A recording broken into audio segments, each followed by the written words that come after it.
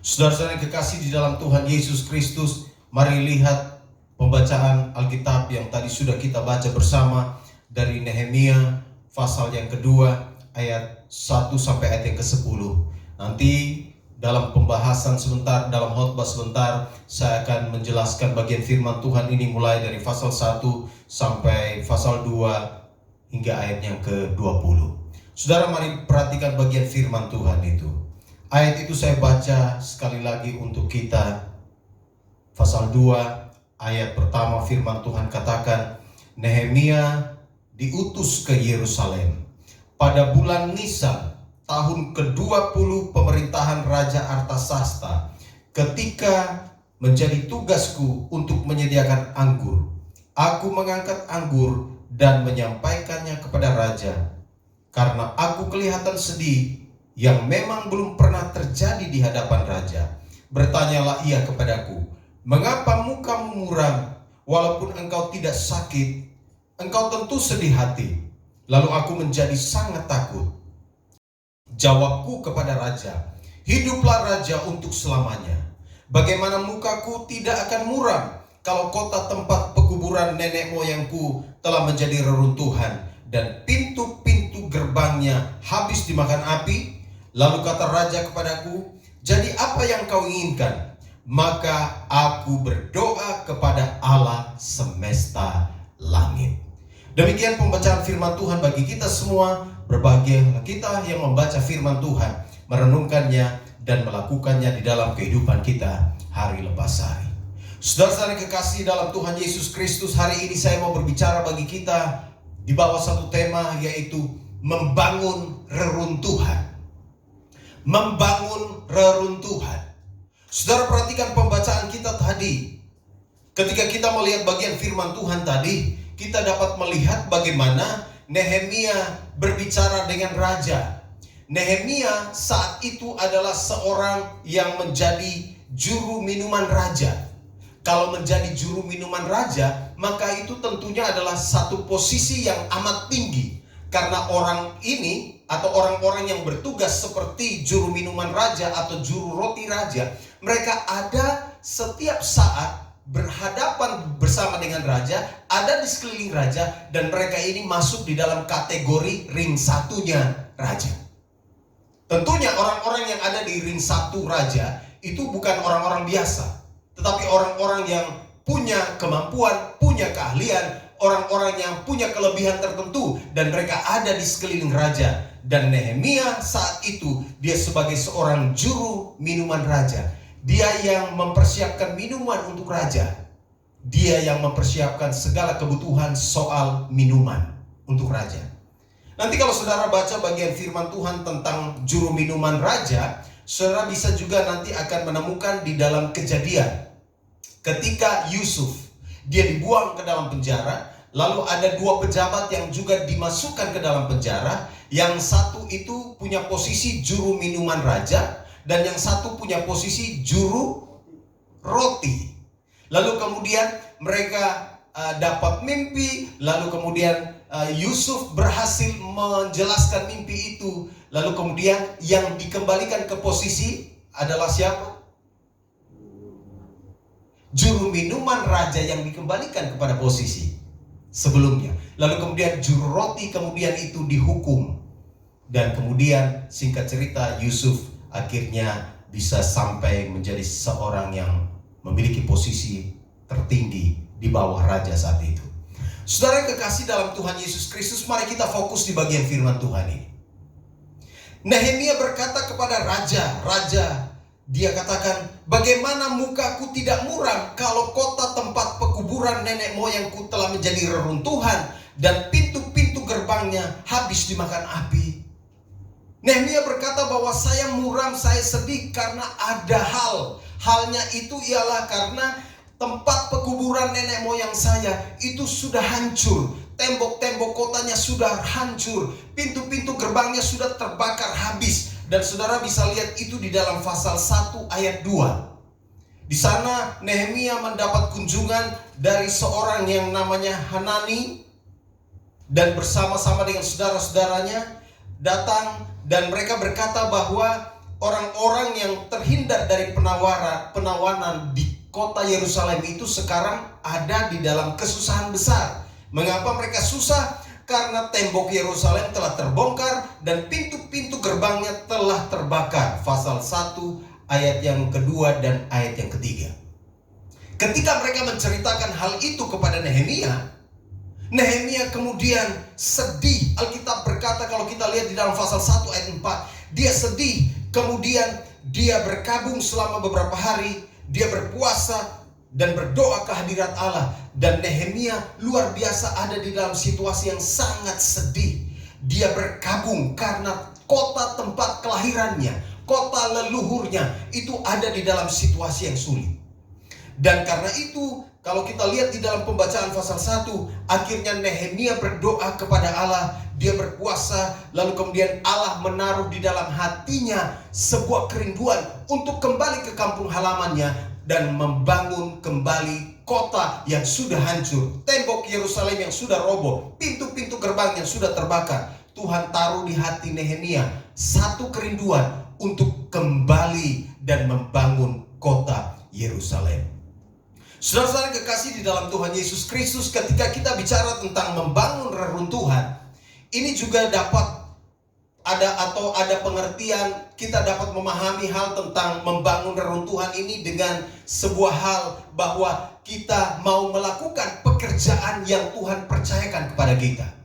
Waktu Nehemia mau membangun reruntuhan, Nehemia sebenarnya sedang diberi sebuah kerinduan di hatinya untuk melakukan sebuah pekerjaan besar, pekerjaan untuk membangun kembali tembok kota Yerusalem. Dan tentunya pekerjaan ini bukan pekerjaan yang ringan, karena tentunya nanti kalau saudara baca di dalam pasal 2, pasal 3 dan seterusnya, akan ada tantangan yang sangat besar di dalamnya.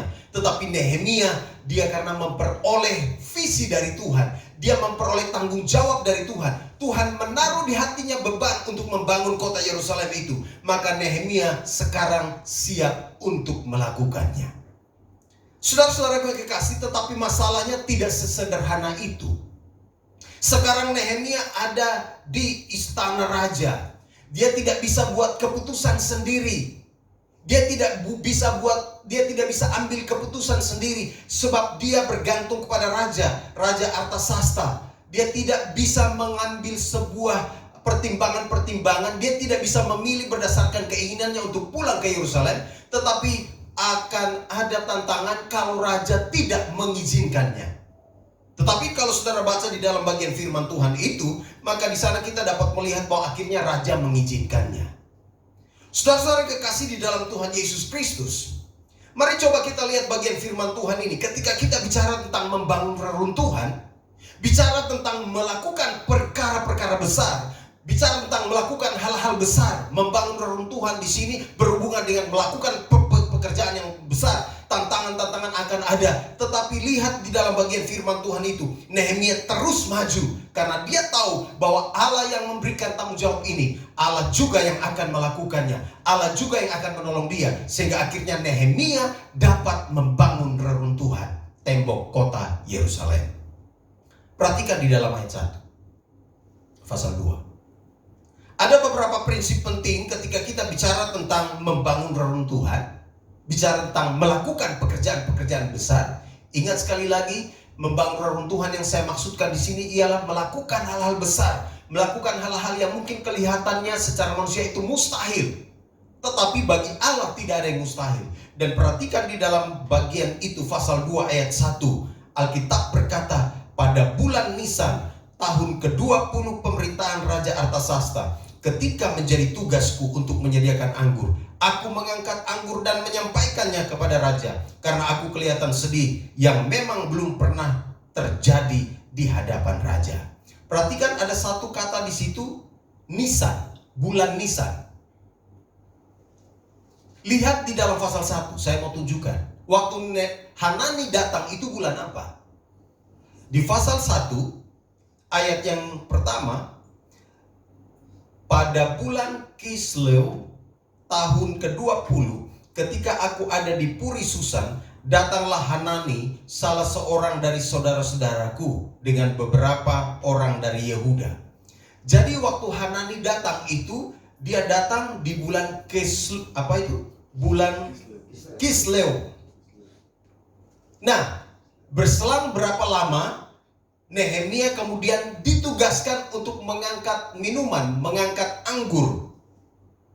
Itu pada bulan Nisan. Yang pertama tadi bulan Kisleu, yang kedua bulan Nisan.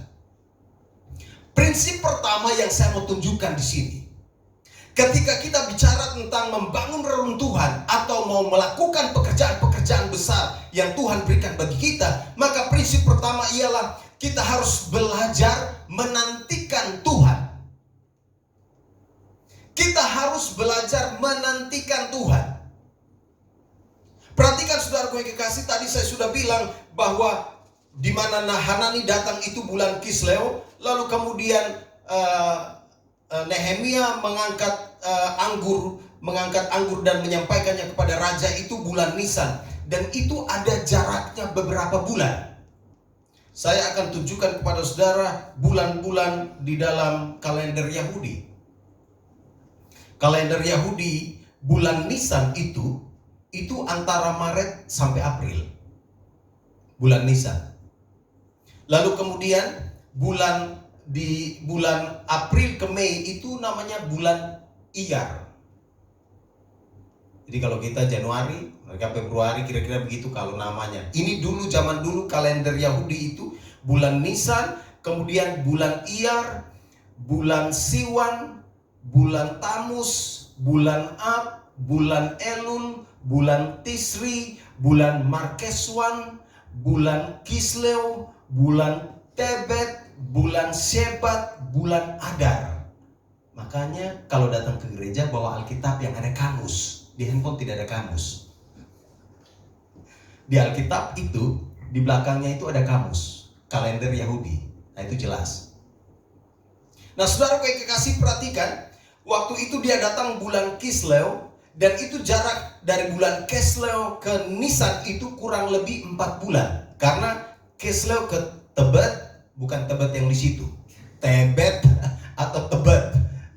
Lalu kemudian ada bulan Shebat, Adar, baru masuk Nisan, ada 4 bulan. Waktu Nehemia mendengar berita itu di bulan Kisleu, dia benar-benar belajar untuk menantikan Tuhan di sana. Alkitab berkata kurang lebih selama 4 bulan itu Nehemia berkabung, dia berdoa, dia berpuasa, dia ambil puasa, dia ambil doa di sana, dia berkabung sungguh-sungguh karena dia tahu bahwa kalau Tuhan izinkan dia untuk pergi dan membangun kota ini, maka dia pasti akan ada banyak tantangan, pasti akan ada banyak hal yang harus dia lakukan. Dan karena itu dia mau pastikan, dia berdoa, dia bergumul dengan Tuhan, dia menantikan Tuhan. Dan Alkitab berkata di dalam pasal 1 ayat yang keempat, saudara lihat, ketika aku dengar berita ini, duduklah aku menangis dan berkabung selama beberapa hari. Aku berpuasa dan berdoa ke hadirat Allah semesta langit. Lalu doanya saudara bisa lihat di dalam ayat 5 dan seterusnya. Dia berdoa sungguh-sungguh kepada Tuhan. Kurang lebih 4 bulan saya yakin dia bergumul dengan Tuhan. Karena dia punya kerinduan untuk membangun kembali tembok kota Yerusalem. Tapi dia tahu bahwa akan ada tantangan di dalamnya. Karena itu dia harus berdoa. Dia juga harus berdoa untuk memastikan apakah ini rencana dari Tuhan atau bukan. Dia tidak gerasa gerusu. Dia tidak cepat-cepat karena saudaranya datang dan bilang, kampungmu itu sudah hancur, ayo cepat pulang, bangun kampung. Dia tidak cepat-cepat ambil keputusan, tapi dia bergumul, dia berdoa kurang lebih 4 bulan lamanya. Dia benar-benar datang kepada Tuhan di dalam doa. Dia menantikan Tuhan. Dia memohon agar Tuhan melakukan sesuatu bagi dirinya. Dan Nehemia berdoa sungguh-sungguh. Dan Allah kemudian melakukan hal-hal besar di dalam kehidupan Nehemia.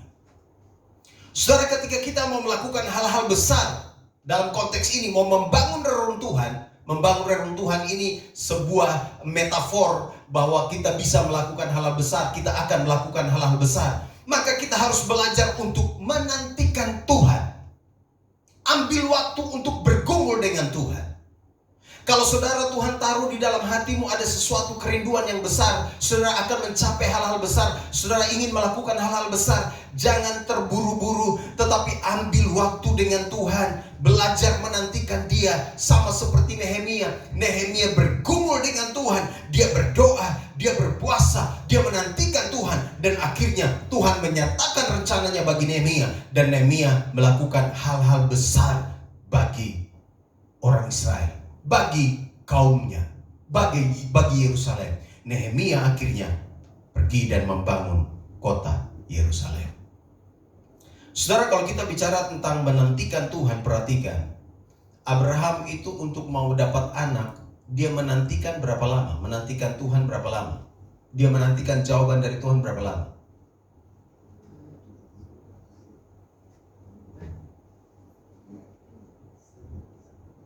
Abraham itu menantikan jawaban Tuhan berapa lama? Sampai Tuhan memberi dia seorang anak yang namanya Ishak.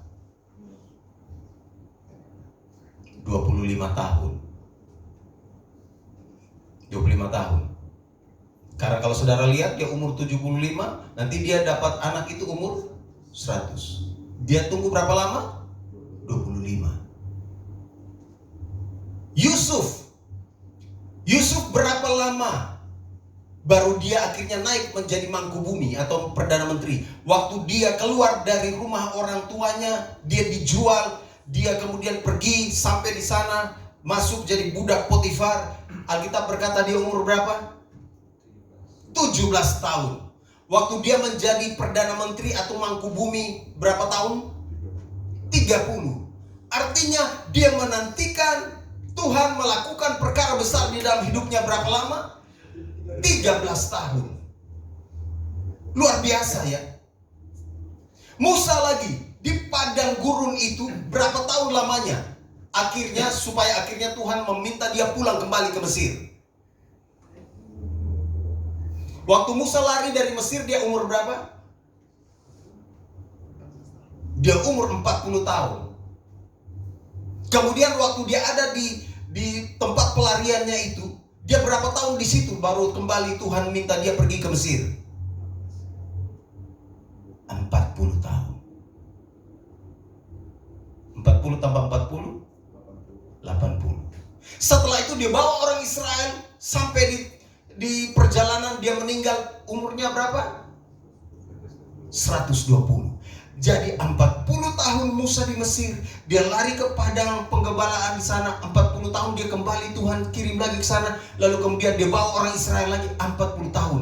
Proses Tuhan begitu luar biasa untuk dia. Tapi saya mau berkata buat kita semua bahwa orang-orang yang menanti-nantikan Tuhan, Tuhan akan melakukan hal-hal besar bagi mereka. Daud waktu dia ditemui oleh seorang nabi yang namanya siapa? Nabi Samuel. Dan Nabi Samuel mengurapi dia. Umur Daud itu masih remaja. Alkitab bilang pipinya masih kemerah-merahan. Saudara lihat, kemudian akhirnya dia dikejar-kejar oleh Saul. Lalu kemudian akhirnya dia menghabiskan usia remajanya itu. Lalu kemudian pada waktunya dia sekarang masuk menjadi raja, menggantikan Saul. Ada sebuah penantian yang luar biasa. Tapi saya mau berkata buat kita semua bahwa orang-orang yang belajar menanti-nantikan Tuhan, mereka akan melihat Tuhan melakukan perkara-perkara besar bagi mereka. Sama seperti Nehemia. Nehemia bagi sebagian orang mungkin ini tidak terlalu lama ya, karena cuma 4 bulan. Tapi menurut saya setiap proses Tuhan untuk setiap orang itu berbeda-beda. Ada yang 4 bulan, ada yang 1 tahun, ada yang 2 tahun, ada yang 20 tahun mungkin. Tapi kalau Tuhan yang mengizinkan proses itu terjadi, dan kita belajar untuk menantikan Dia, ketika kita belajar untuk mengandalkan Dia, maka kita akan melihat bahwa Tuhan melakukan perkara yang ajaib bagi kita semua. Karena itu ketika kita menantikan Tuhan, ini yang harus kita lakukan, sama seperti yang dilakukan oleh Nehemia. Ambil waktu untuk bergumul dengan Tuhan, ambil waktu untuk berdoa, ambil waktu untuk berpuasa, supaya Tuhan menyatakan rencananya bagi kita, supaya Tuhan membuka jalan bagi kita, dan akhirnya kita bisa melakukan hal-hal besar untuk kemuliaan namanya. Nehemia berdoa, dia berpuasa, dan akhirnya Tuhan melakukan perkara yang ajaib bagi Nehemia. Saudara perhatikan bagian firman Tuhan itu. Ayat 11 pasal 1. Ya Tuhan, berilah telinga kepada doa hamba-Mu ini, dan kepada doa hamba-hamba-Mu yang rela takut akan nama-Mu. Dan biarlah hamba-Mu berhasil hari ini, dan mendapat belas kasihan dari orang ini. Ketika itu aku ini juru minuman raja. Nehemia ketika mau menghadap lagi Raja Artasasta, dia mau menyampaikan rencananya yang Tuhan sudah taruh di dalam hatinya. Dia berdoa, dia bilang begini, biarlah hamba-Mu berhasil hari ini dan mendapat belas kasihan dari orang ini. Orang-orang yang bergumul dengan Tuhan, yang berdoa kepada Tuhan, yang meminta keberhasilan daripada Tuhan, maka mereka akan melihat Tuhan melakukan hal-hal yang luar biasa bagi mereka. Tuhan akan memberikan keberhasilan. Tuhan akan membuka pintu-pintu yang tertutup. Dan Nehemia kemudian di dalam ayat itu berkata, Raja tidak marah. Begitu Nehemia menyampaikan rencananya, Raja bilang, ya sudah. Kalau begitu ya sudah, apa kau mau apa? Raja katakan, apa yang menjadi keinginanmu? Jadi apa yang kau inginkan? Lalu Nehemia bilang, aku berdoa kepada Allah semesta langit. Nehemia punya kehidupan doa ini luar biasa ya. Kalau kita lihat, dia akan melakukan sebuah pekerjaan yang besar. Dia berdoa. Dan saya coba melihat, saya memeriksa Nehemia itu 13 pasal. Saya coba memeriksa, apakah di pasal 1 saja Nehemia berdoa? Apakah di pasal 2 saja Nehemia berdoa? Ternyata di seluruh pasal, di 13 pasal itu kita dapat melihat doa Nehemia. Saya memeriksanya, ada di dalam pasal 1 ayat 5 sampai 11, pasal 2 ayat 4, pasal 4 ayat 4, pasal 9 ayat 5, pasal 9 kemudian ayat 9, pasal 5 ayat 19, pasal 6 ayat 14, pasal 13 ayat 14, ayat 22, ayat 29, ayat 31. Nehemia punya kehidupan doa ini begitu luar biasa. Dia benar-benar menantikan Tuhan. Dia benar-benar belajar menantikan Tuhan. Dan Tuhan melakukan hal yang besar bagi dia. Saudara perhatikan apa yang Nehemia katakan di dalam ayat yang ke-8. Dan Raja mengabulkan permintaanku itu karena tangan Allahku yang murah melindungi aku. Ayat itu berkata sekali lagi, dan Raja mengabulkan permintaanku itu karena tangan Allahku yang murah melindungi aku. Di ayat sebelumnya di dalam pasal 1 ayat 11 saya sudah tunjukkan, dia berdoa supaya Tuhan menolong dia agar Raja itu bermurah hati, agar Raja itu berbelas kasihan kepada dia. Lalu kemudian di dalam pasal yang kedua ayat 8, dan Tuhan menjawab doanya. Raja kemudian mengabulkan permintaannya karena tangan Allahku yang murah melindungi aku. Saya mau berkata begini kepada kita semua saat ini, bahwa ketika kita berdoa, Tuhan sanggup melakukan hal-hal yang besar bagi kita. Tuhan sanggup menggerakkan hati orang tertentu yang kita doakan. Dan Tuhan sanggup untuk memakai orang-orang tertentu untuk memberkati kita. Dan Tuhan sanggup untuk memakai orang-orang yang mungkin belum pernah kita pikirkan, atau kita tidak pernah bayangkan dia bisa tolong kita. Tuhan bisa pakai orang-orang, karena ketika kita berdoa, kuasanya dinyatakan dan kuasa Tuhan akan mengalir atas hidup kita. Saudara, ini penting sekali. Saya mau berkata buat kita semua hari ini bahwa doa adalah sarana di mana kita akan melihat Tuhan menyatakan kuasa bagi kita. Nehemia dia berdoa. Dia bersabar 4 bulan. Dia tidak tergesa-gesa. Dia tidak terburu-buru. Dan sekarang dia melihat Tuhan mengabulkan doanya. Saudara, saya mau katakan kepada kita, kalau kita mau melakukan hal-hal besar, kalau kita mau membangun reruntuhan, kalau kita mau mengerjakan pekerjaan-pekerjaan yang menurut kita mustahil, Alkitab berkata kepada kita semua prinsipnya, saudara dan saya harus belajar menantikan Tuhan. Saudara dan saya harus belajar mengandalkan Tuhan, supaya Tuhan akhirnya menyatakan kuasanya bagi kita semua. Perhatikan ayat 5 sampai ayat yang ke-8 pasal 2. Prinsip kedua ketika kita bicara tentang membangun reruntuhan, di dalam ayat 5 sampai ayat yang ke-8, Kemudian jawabku kepada raja, jika raja menganggap baik dan berkenan kepada hambamu ini, utuslah aku ke Yehuda, ke kota pekuburan nenek moyangku, supaya aku membangunnya kembali. Lalu bertanyalah raja kepadaku, sedang permaisuri duduk di sampingnya, berapa lama engkau dalam perjalanan dan bilakah engkau kembali? Dan raja berkenan mengutus aku sesudah aku menyebut suatu jangka waktu kepadanya. Dan seterusnya sampai ayat yang ke-9. Saudara, prinsip kedua tentang membangun reruntuhan, prinsip tentang bagaimana untuk bisa melakukan pekerjaan-pekerjaan besar, untuk melakukan hal-hal besar, hal-hal yang mustahil menurut kita. Prinsipnya ialah setelah berdoa, susun rencana aksi. Buat rencana-rencana, susun rencana aksi. Lihat Nehemia, dia berdoa 4 bulan, tetapi dia juga merencanakan sesuatu. Waktu dia menghadap raja, dia sudah punya rencana. Dia akan menghadap raja. Dia tahu bahwa pasti Tuhan akan lembutkan hati raja. Dan karena itu dia mulai susun rencana-rencananya. Waktu dia ketemu raja, raja bilang, oke, kalau begitu berapa lama kamu mau ke sana? Berapa lama lagi nanti kamu akan kembali? Nehemia langsung saat itu juga dia menyebut suatu jangka waktu. Lalu raja bilang, oke, kalau begitu silakan jalan. Nehemia sudah merencanakan semuanya.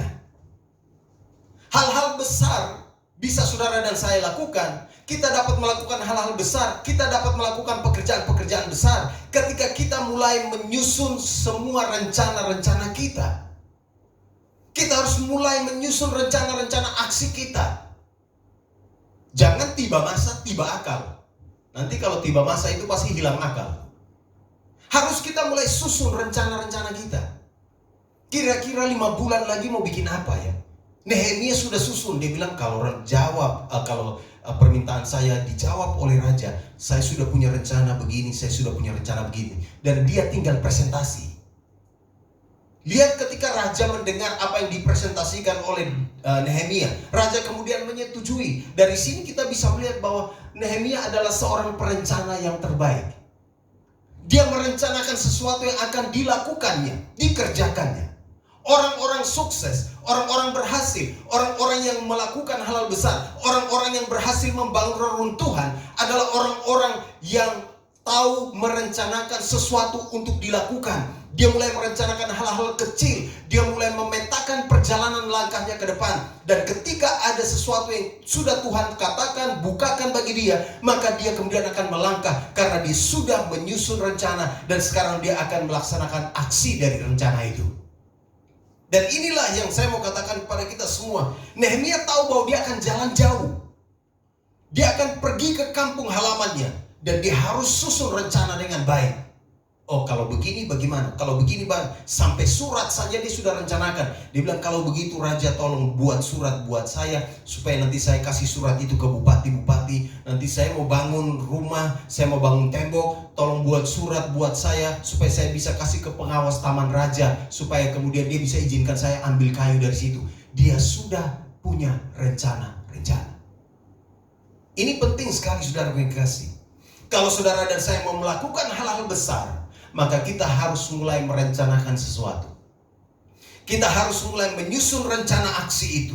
Seperti Nehemia. Dia tahu Tuhan pasti jawab doanya. Dan karena itu dia harus menyusun rencananya. Dia harus menyusun strategi untuk menjalani perjalanan dari tempat dia sekarang pergi ke Yehuda, ke Yerusalem. Dan kemudian dia menyusun semuanya itu dengan baik. Dan kemudian akhirnya dia berangkat. Dia katakan begini, utuslah aku ke Yehuda. Dengan kata lain dia bilang begini kepada raja, raja saya sudah siap. Utus saya sekarang, saya akan pergi. Saudara-saudara, membangun reruntuhan, melakukan perkara-perkara besar, melakukan hal-hal besar, itu hanya bisa terjadi ketika saudara dan saya mulai menyusun rencana-rencana kecil. Dan rencana-rencana itu harus kemudian saudara terus doakan. Dan akhirnya bisa menjalankannya, melakukannya. Di dalam situasi sulit seperti kita hari-hari ini, apakah rencana yang saudara buat untuk sampai akhir tahun? Bagaimana rencana saudara untuk tahun depan? Apakah saudara sudah mulai susun rencana atau belum? Jangan begitu Tuhan nanti bukakan pintu berkat, lalu kemudian kita tidak tahu mau bikin apa. Ketika Nehemia dibukakan pintu, raja kemudian merestui dia. Sekarang dia sudah tahu harus buat apa. Dan kita harus belajar untuk membuat rencana-rencana itu, sehingga akhirnya kita bisa menjalaninya ketika Tuhan sudah bergerak. Kalau Tuhan sudah bergerak, jangan saudara belum siap. Kira-kira begitu. Tuhan sudah bergerak di dalam hidup Nehemia, dan Nehemia sudah punya rencana, dan sekarang dia bersiap berjalan bersama dengan Tuhan, masuk di dalam kegerakan Tuhan, dan Tuhan kemudian memberkati Nehemia. Karena itu saudara kasih prinsip kedua, susun rencana aksi. Jangan hanya orang bilang terlalu rohani, juga orang kadang-kadang bilang gitu, ya kita mengalir saja. Ya besok nggak tahu mau bikin apa, mengalir saja. Nggak bisa begitu.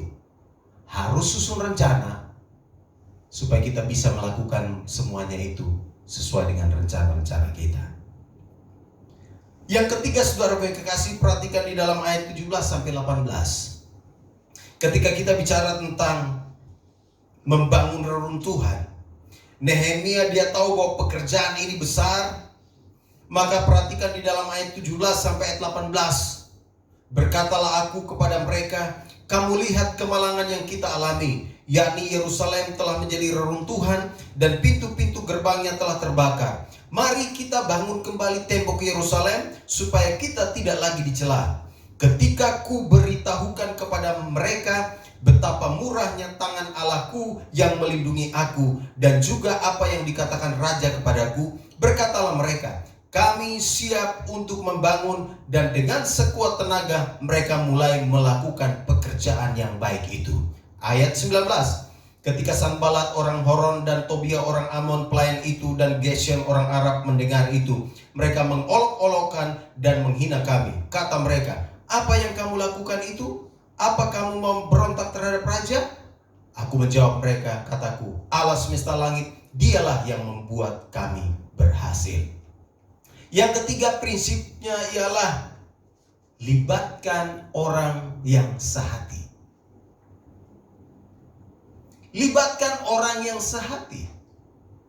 Kalau saudara dan saya mau melakukan hal-hal besar, kalau saudara dan saya mau membangun reruntuhan, maka saudara dan saya harus melibatkan orang yang sehati. Kalau saudara mau melakukan sesuatu, berceritalah atau ceritakanlah apa yang sedang saudara dan saya rencanakan itu kepada orang yang kira-kira bisa memberikan input yang baik kepada saudara. Orang-orang yang bisa mengerti saudara. Sebab kalau tidak, saudara menceritakan sesuatu kepada orang yang salah, maka orang itu akan melemahkan saudara. Perhatikan Nehemia, waktu dia sudah dapat rencana ini, dia sudah susun rencana itu, Alkitab katakan dia tidak sembarangan menceritakan rencana itu. Saudara lihat di dalam ayat yang ke-12, bangunlah aku pada malam hari bersama-sama beberapa orang saja yang menyertai aku. Aku tidak beritahukan kepada siapapun rencana yang akan kulakukan untuk Yerusalem, yang diberikan Allahku dalam hatiku. Juga tak ada lain binatang kepadaku kecuali yang kutunggangi. Ada prinsip penting di sini. Kalau ada rencana besar yang sedang saudara dan saya gumuli, share rencana-rencanamu itu kepada orang yang tepat. Makanya Nehemia tidak mau share kepada Sanballat, Tobia, lalu kemudian Geshem, orang-orang itu. Karena ini hanya menjadi bahan olok-olokan. Di dalam ayat yang tadi kita baca ya. Mereka tidak senang dengan rencana Nehemia. Mereka tidak senang dengan apa yang Nehemia mau lakukan. Dan karena itu Nehemia tidak mau share, tidak mau berbagi rencana ini kepada mereka. Karena menurut Nehemia ini hanya akan menjadi penghalang. Dan Nehemia hanya mengikut sertakan beberapa orang saja. Lalu nanti lihat setelah dia observasi semua keadaan tembok Yerusalem, dia sudah pergi. Dia sudah sampai di Yerusalem, dia observasi, dia selidiki. Lalu kemudian dia kumpul orang-orang tertentu saja. Dia kemudian memotivasi mereka. kemudian dia katakan bagaimana Tuhan melindungi dia, dia memberi kesaksian bagaimana raja mengabulkan permintaannya, lalu kemudian orang-orang yang ada di sekeliling dia di dalam ayat yang ke-18, mereka sama-sama berkata, kami siap untuk membangun. Cari orang yang sehati untuk melakukan pekerjaan-pekerjaan besar yang sedang saudara rencanakan. Kalau saudara mau mencapai sesuatu dan sesuatu itu besar dan perlu orang-orang tertentu untuk ada di situ, maka saudara harus menemukan orang yang punya komitmen, sama seperti yang dilakukan oleh Nehemia. Di dalam hubungan juga cari orang yang sehati. Kalau saudara membangun hubungan dengan orang yang tidak sehati, nanti satu ke masyrik, satu ke maghrib. Kalau Alkitab bilang, kalau nyanyian kemenangan iman bilang, ke masyrik, ke maghrib, ku pergi masyurkan, ya kalau pergi penginjilan gak apa-apa. Tapi kalau dalam hal hubungan, satu ke utara, satu ke selatan, tidak sehati, maka rencana-rencana besar tidak akan mereka capai. Nehemia cari orang yang sehati. Maka di dalam hubungan, baik itu hubungan pekerjaan, hubungan rumah tangga, hubungan apapun, harus ada kesehatian di situ, baru hal-hal besar bisa terjadi. Kalau tidak ada kesehatian, kalau tidak ada komitmen, maka tidak bisa hal-hal besar itu dilakukan. Nehemia mencari orang-orang yang sehati, yang punya komitmen, dan sekarang mereka berkata, kami siap membangun. Akhirnya reruntuhan itu bisa kembali dibangun. Tembok kota Yerusalem itu kemudian bisa dibangun karena mereka bekerja bersama-sama, mereka sehati, mereka punya komitmen, dan akhirnya Tuhan melakukan perkara-perkara besar di dalam mereka, dan mereka akhirnya bisa membangun tembok kota Yerusalem itu selama berapa hari? 52 hari. Bangun tembok kota yang sudah porak-poranda, yang sudah hancur, 52 hari itu prestasi. Dan itu yang terjadi, saudara gue kasih. Nehemia dipakai oleh Tuhan. Dia membangun reruntuhan kota Yerusalem. Yang keempat dan yang terakhir, saudara gue kasih. Ayat 10 pasal 2. Firman Tuhan katakan begini. Ketika Sanballat, orang Horon, dan Tobia, orang Amon, pelayan itu, mendengar hal itu, mereka sangat kesal karena ada orang yang datang mengusahakan kesejahteraan orang Israel. Lalu saya lompat ke ayat 19 tadi. Ketika Sanballat, orang Horon, dan Tobia, orang Amon, pelayan itu, dan Gesem, orang Arab, mendengar itu, mereka mengolok-olokkan dan menghina kami. Kata mereka, apa yang kamu lakukan itu? Apa kamu mau berontak terhadap raja? Prinsip yang terakhir, kalau saudara dan saya mau berhasil membangun reruntuhan atau mau berhasil melakukan pekerjaan-pekerjaan besar, maka prinsipnya ialah hadapi tantangan dengan berani. Hadapi tantangan dengan berani. Saudara dan saya harus memiliki mental berani, mental pemenang. Orang-orang yang mau melakukan hal-hal besar, mereka pasti akan berhadapan dengan tantangan-tantangan yang besar. Karena itu, saudara yang kekasih, jangan biarkan perkataan-perkataan orang melemahkan saudara. Kalau saudara tahu bahwa saudara sedang punya rencana, saudara tahu bahwa rencana ini Tuhan berkenan di dalamnya, maka jalan saja bersama dengan Tuhan dan tidak usah terlalu banyak dengar perkataan-perkataan orang yang mengejek, mengolok-olokkan saudara, sebab itu hanya akan membuat saudara tidak maju. Nehemia tidak membiarkan telinganya untuk terus mendengar ocehan-ocehan dari Sanballat dan juga Tobia itu, karena dia mau fokus kepada rencana Tuhan. Dia mau fokus untuk melakukan pekerjaan-pekerjaan besar itu, dan dia tidak mau buang energinya berlebihan kepada apa yang orang katakan tentang dia. Kita kadang-kadang terpancing begitu orang mulai ngomong kita macam-macam, energi kita, fokus kita alihkan kepada mereka. Akhirnya tujuan rencana-rencana yang kita buat itu menjadi tidak jalan. Karena apa? Energi kita tersedot, pikiran kita ditarik ke sana, dan akhirnya kita tidak bisa melakukan hal-hal besar. Perhatikan Nehemia dia tidak mau fokus kepada Sanbalat, dia tidak mau fokus kepada Tobia. Dia hadapi tantangan itu dengan berani. Mereka mengolok-olok dia. Mereka katakan, oh kamu nanti tidak berhasil. Di dalam ayat 20 saudara yang kekasih, Nehemia katakan, Allah semesta langit, dialah yang membuat kami berhasil. Saya mau katakan begini, kalau saudara sudah berdoa untuk sesuatu rencana, saudara sudah serahkan rencana itu kepada Tuhan, dan saudara tahu bahwa Allah berkenan atas rencanamu, maka siapa saja tidak bisa membatalkan, tidak bisa menggagalkan rencana itu. Karena Allah akan membuat saudara dan saya berhasil. Amin. Tidak ada yang bisa membatalkan rencana Allah di dalam hidup saudara dan saya. Tidak ada yang bisa membuat saudara dan saya gagal. Sebab kalau Tuhan yang sudah menuntun kita, kalau Tuhan yang sudah membawa kita, maka Dia pasti membawa kita mencapai keberhasilan yang sudah Dia siapkan bagi kita. Itu sebabnya Nehemia berkata dengan iman. Dia katakan, dialah yang membuat kami berhasil. Perkatakan dengan iman bahwa sekalipun rencanamu, rencana saya ini terlalu besar menurut manusia, dan itu menurut mereka tidak bisa kita capai. Mungkin mereka akan mengolok-olok saudara dan saya. Gak apa-apa. Bukan mereka yang menentukan langkah kita. Tuhan yang menentukan langkah Nehemia. Tuhan juga yang membuat dia berhasil. Keberhasilan itu ada di dalam tangan Tuhan.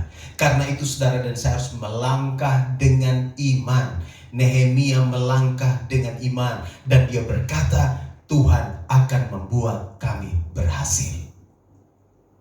Seorang pemenang, seorang sukses, seorang yang berhasil, dia tidak terfokus kepada tantangan yang besar yang sedang menghadang dia.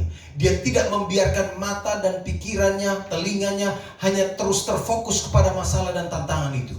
Tetapi dia mau fokus kepada Tuhan, mau tertuju kepada Tuhan, hatinya mau tertuju kepada Tuhan. Sebab dia tahu, kita tahu bahwa Allah yang membuat kita berhasil.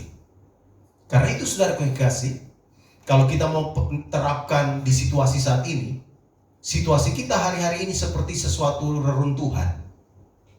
Kondisi kita hari ini seperti kita sedang ada di dalam sebuah reruntuhan. Sesuatu yang menurut manusia kita akan susah untuk menjalani hari-hari hidup kita ke depan. Tapi saya mau berkata kepada kita semua, jangan takut, sebab Tuhan ada bersama-sama dengan kita. Dia pasti akan menolong kita, Dia akan membuat kita berhasil. Karena itu rencanakan semua apa yang perlu direncanakan. Hadapi semua tantangan dengan iman. Jangan menyerah, jangan takut. Jalan saja dengan Tuhan. Sebab kita akan melihat bahwa penyertaannya sempurna, pertolongannya sempurna, dan kita akan sampai di tujuan sana. Tidak meleset rencana Tuhan dari hidup saudara dan saya. Tuhan sudah melakukan hal yang besar untuk Nehemia sejak awal. 52 hari kemudian tembok itu berhasil dibangun kembali. Kiranya firman Tuhan ini akan meneguhkan saudara dan saya. Kalau saudara punya rencana-rencana besar hari ini, bawa itu di dalam doa. Mungkin saudara sedang punya kerinduan untuk melakukan hal-hal yang besar seperti Nats ini, sepertinya mau membangun reruntuhan, mustahil ini. Tapi serahkan semuanya itu kepada Tuhan. Dia sanggup menolong saudara dan saya. Dia bisa buka pintu-pintu berkat untuk mengalir kepada saudara. Lihat Nehemia. Nehemia hanya berdoa, Tuhan buka jalan, Raja kasih akses, Raja kasih surat. Kemudian dia bisa dapat akses untuk dapat kayu, dia dapat fasilitas untuk pergi. Semua ada kemudahan dari Tuhan. Dan kalau Tuhan yang bekerja, maka Dia akan melengkapi, Dia akan mempercukupkan, Dia akan melimpahkan berkat untuk kita, sehingga rencananya itu pasti terjadi. Tidak ada satupun rencananya yang gagal kalau Dia sudah menetapkannya bagi kita. Kiranya firman Tuhan menolong kita semua hari ini, dan biarlah kita senantiasa hidup dan melakukan rencana Tuhan dalam kehidupan kita.